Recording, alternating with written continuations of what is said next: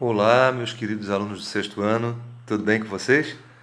A gente está aqui novamente, um novo encontro virtual, até que se acabe essa história toda da pandemia, né? Que a gente espera que acabe e acabe mesmo de fato. Eu estou aqui na minha casa, procurando me isolar. É óbvio que a gente tem que sair de vez em quando, mas quando sai, lavar as mãos antes de tocar qualquer mucosa, né? Nariz, ou os olhos, ou a boca, para colocar as mãos, depois de ter tocado alguma coisa na boca, no nariz ou nos olhos, a gente tem que ter lavado bem essas mãos, higienizado bem as mãos, para evitar o risco de contrair esse vírus que está chegando mais perto. Eu, por exemplo, ontem soube de dois conhecidos, não são amigos próximos, dois conhecidos que estão infectados. Tomara que tudo ocorra bem. Ficar infectado não significa que vai morrer também. A gente precisa ficar em parafuso se isso acontecer. Mas a gente tem que se cuidar, tem que evitar ao máximo toda a situação de higiene por conta disso. Bom, nosso último encontro, nós tínhamos falado que para hoje nós iríamos entrar nas civilizações clássicas, que seria a história de Grécia e Roma. Eu vou esperar um pouquinho, faltou um pouquinho falar ainda da parte do Crescente Fértil, da região onde surge toda a humanidade. Então, o Crescente Fértil, para falar dele, eu vou falar sobre a civilização mesopotâmica, tá? A palavra mesopotâmica, ou Mesopotâmia, melhor dizendo, né? A palavra Mesopotâmia, de onde surge o termo mesopotâmico, ela surge na Grécia. São os gregos que vão começar a definir Mesopotâmia para essa região localizada entre rios. Mesopotâmia significa terra entre rios, território localizado entre rios. E a região da Mesopotâmia, especificamente, é a região que fica localizada entre os rios Tigre e rio Eufrates. Então, os rios Tigre e Eufrates, eles fazem um desenho e entre esses dois rios aparece aquilo que chamamos da primeira civilização humana.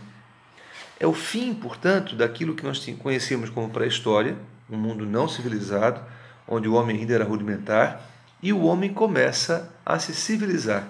Isso aproximadamente 6, 8, 9 mil anos atrás. Não se tem um dado preciso. Então, se vocês lembrarem, na nossa linha do tempo, existe um fato que inicia o que chamamos de história. Alguém lembra? Será que eu estou vendo? Opa, ninguém está lembrando? Pô, ninguém lembra. Qual é o fato? O que inventou-se para começar a história? Ah, tá. Isso mesmo. O homem cria uma forma de comunicação escrita. Por mais ou menos 4.000 anos antes de Cristo, portanto, uns 6, 7 mil anos atrás, talvez, aproximadamente há 6.000 anos atrás, o homem cria uma forma de comunicação escrita. E aí ele começa a registrar fatos e com isso ele começa a evitar possíveis erros, porque está registrado. Então o homem começa a evoluir com isso. Quando a gente erra, a gente tem que aprender com os erros. Vocês erram, eu erro, e quando a gente erra, a gente tem que tentar corrigir esse erro. E a escrita serve justamente para isso, tá? Então foi nessa região da Mesopotâmia, na atual região do território do Iraque, na atual região do Golfo Pérsico, na atual região da região da Síria.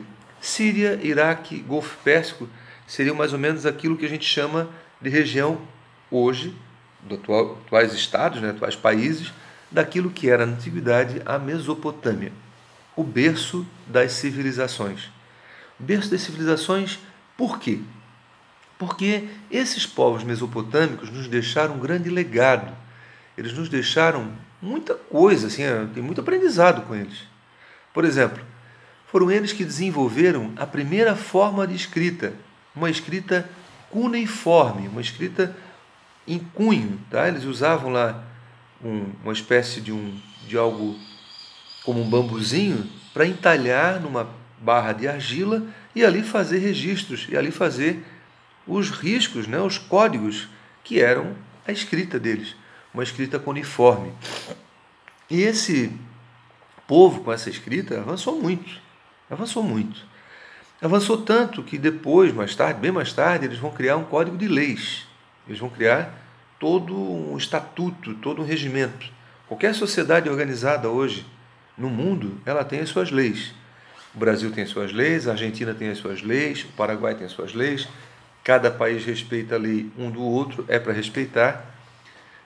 E essas leis nada mais são do que uma espécie de conduta de como o povo tem que agir para estar naquele país, para estar naquele estado, para estar naquele território. Então, o código, primeira vez que se ouve falar na história de um código legal, isso ocorre lá na Mesopotâmia, tá? Quando os mesopotâmicos criaram o Código de Hammurabi. Um rei Hammurabi cria um código, cria um conjunto de leis, e nesse conjunto de leis ele vai estabelecer as regras do povo mesopotâmico. Tá? Então eles têm uma forma de comunicação escrita, eles têm um código legal, eles desenvolvem uma agricultura muito organizada, eles começam a ter uma agricultura onde eles sabem o que plantar, quando plantar e em que época do ano plantar. Aliás, época do ano, foram eles os primeiros a descobrirem quase que corretamente, quase que exatamente quantos dias tem um ano. Eles começaram a estudar os astros, eram estudiosos de astronomia, e com esses estudos, os mesopotâmicos constataram que um ano tem aproximadamente 300, ou melhor, para eles, né? Não tinha aproximadamente, tinha exatos 360 dias. 360 dias.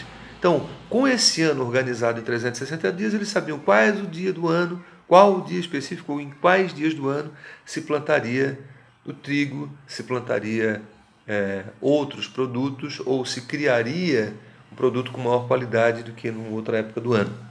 Eles também, para organizar essa agricultura, eles desenvolveram um sistema de pesagem, eles começaram a pesar aquilo que eles produziam. E com isso eles facilitavam, inclusive, o comércio, né? As trocas entre eles. E para carregar esses produtos que eram produzidos de um lado para o outro, eles desenvolveram um transporte com rodas. Eles começam a transportar alimentos, principalmente, né? Grãos, de uma área para outra, com carrinhos puxados à mão ou puxados por uma tração animal, mas carrinhos que tinham um sistema de rodagem. Então, isso tudo é legado, isso tudo é coisa que nós aprendemos a fazer graças aos mesopotâmicos, certo? Bom, como eu falava para vocês, a região mesopotâmica ela possui um crescente fértil. Olha só, o C aqui da Lua, eu não sei se aí na imagem de vocês o C está aqui ou está aqui. Para mim seria aqui, olhando para o vídeo está aqui. Então, um formato de lua crescente. Num formato de lua crescente, nós temos a região mesopotâmica. Que região é essa? O que compreende essa região hoje?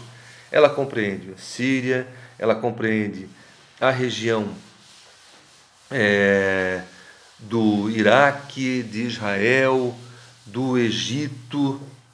E essa região, Iraque, Egito, Síria, Israel, essa região ela forma próximo aos rios uma meia-lua, então uma letra C. Portanto, o crescente fértil, próximo aos rios e os rios facilitando a produção agrícola. Uma produção agrícola que só será possível graças à presença desses rios. Como a gente já sabe, os rios eles provocavam em épocas de cheias a inundação das terras, e com a inundação das terras, com essa possível inundação das terras, aí sim, quando as águas voltavam ao leito normal, nós tínhamos aí a possibilidade de plantar dentro de uma área seca, de uma área desértica. Então, os rios com as suas importâncias aqui. Os povos mesopotâmicos, eles também tiveram uma arquitetura bastante diferenciada. Assim como os egípcios, eles construíam templos que eram chamados de zigurates. E os zigurates eram uma espécie de pirâmides. Só que essas pirâmides elas eram uma base quadrangular muito mais sedimentada. Elas não eram tão altas, mas elas tinham camadas, como se fossem aqueles bolos de noiva, bolo em camada? Uma parte grande, um retângulo, um quadrado grande, um quadrado um pouco menor, e vai diminuindo, e não é pontiagudo. Então, assim eram os zigurates. Dos zigurates que nós temos aí, o mais famoso, ele é citado numa passagem bíblica, A Torre de Babel, construída onde? Será que eu ouvi Babilônia? Isso, a Babilônia. Então a Torre de Babel, um zigurate construído na Babilônia, famoso, por uma passagem bíblica onde ele destaca o quê? Alguém sabe o que surgiu na Babilônia? Ouço grilos? Não. Ouço uma resposta. Torre de Babel, passagem bíblica, é onde dali saem as várias línguas, saem os vários idiomas. Uma desavença que se tem ali e tal, saem os vários idiomas. Isso é uma passagem da Bíblia, para quem acredita, né? Eu acredito. Talvez vocês não acreditem, não vou brigar por conta disso. Religião não se discute, não se briga por conta disso, se respeita, certo? Então, a Babilônia tinha um grande zigurate, um grande templo, de onde, segundo a Bíblia, surgem as diferentes formas de se falar os diferentes idiomas. Os babilônicos, além dos zigurates, eles também criaram uma expressão arquitetônica fantástica, os jardins suspensos da Babilônia. Segundo a história, o rei Nabucodonosor prometeu e cumpriu para sua esposa. Então, quando vocês tiverem uma namorada, uma esposa, que forem prometer, cumpram. Difícil às vezes, mas só promete quando pode cumprir. Ele prometeu que construiria um jardim suspenso.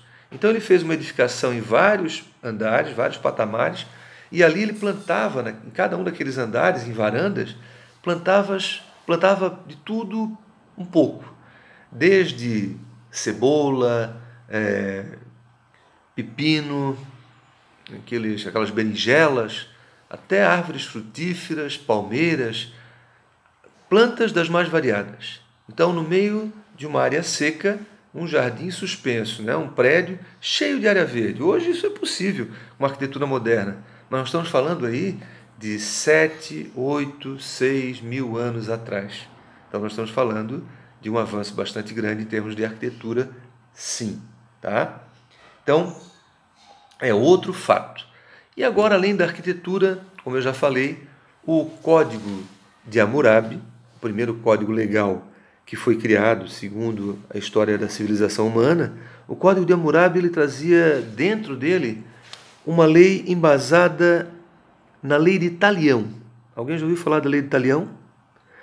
É a lei que prega que, por exemplo, se alguém vem lá e mata meu filho, eu teria o direito de matar o filho desse alguém.